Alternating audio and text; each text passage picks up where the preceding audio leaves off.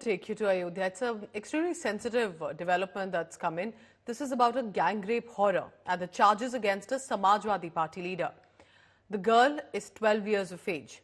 Allegedly gang raped for over 2 months in Ayodhya. The accusations against are about a Samajwadi Party leader Moid Khan and his employee Raju Khan. A BJP delegation met the victim's family in Ayodhya. They have assured the family of justice in this case. FIR also mentions that there's another Samajwadi Party leader, Jai Singh Rana, who has threatened the victim's family. They are extremely poor from the economic background, and they are being intimidated and pushed to withdraw the case against Moid Khan. Because of the political equations here, a showdown has erupted, specifically with BJP up in arms. Union Minister Giriraj Singh has said that Rahul Gandhi and Akhilesh Yadav are silent because the name has Moid Khan as an accused. But Akhilesh Yadav is demanding a DNA test of the accused to prove the allegations. He's also said if the allegations against their leader are found to be fake, then even though government officials involved in the case should not be spared. NCPCR chief has said Akhilesh needs to show some humanity and sensitivity in this matter and not only focus on caste, religion and DNA test. Let's listen in now to what our colleagues on the ground have brought in as what the villagers are saying and how the case is going about.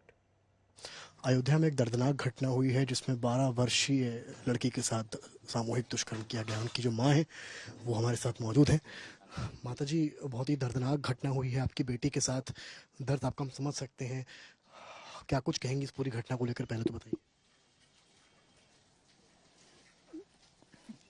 हमारे बेटे bakery में गए, खेते में गए काम करे, काम करके लौटे बेकरी से माँ कहीं ना मोहित तो राजू कहीं तोस ले जाओ, तोस के बहाना है हमारे बेटिया का बलात्कार किया है।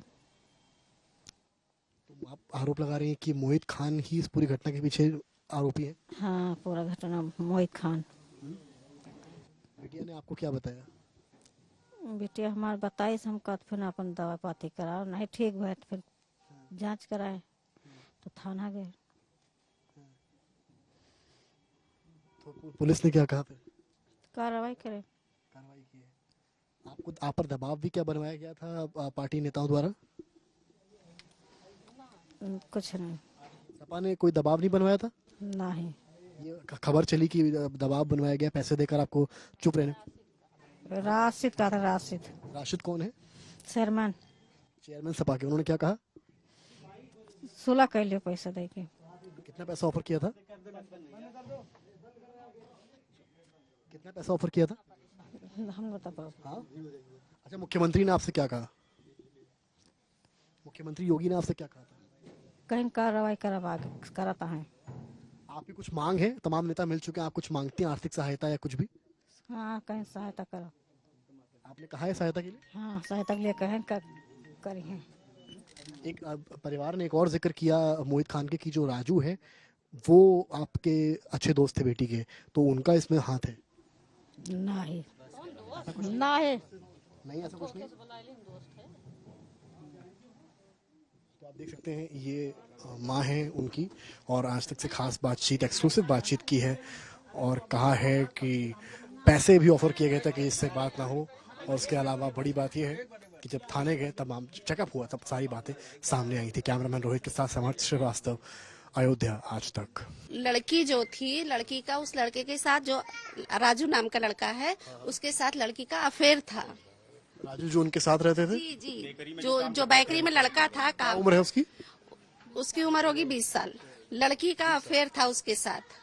अगर लड़की 2 महीने 2.5 महीने की प्रेग्नेंट है तो कैसे उसकी माँ को नहीं पता चला कि लड़की प्रेग्नेंट है? तो आप जैसे जो बता रही हैं, जो आप पक्ष दे रही हैं, तो राजू जो है उनको भी अरेस्ट किया गया है, तो राजू ने क्या पुलिस को ये बात बताई है? जी, राजू ने चीख कर, चिल्ला कर पूरे थाने में बयान दिया है कि चच्चा की कोई गलती नहीं है।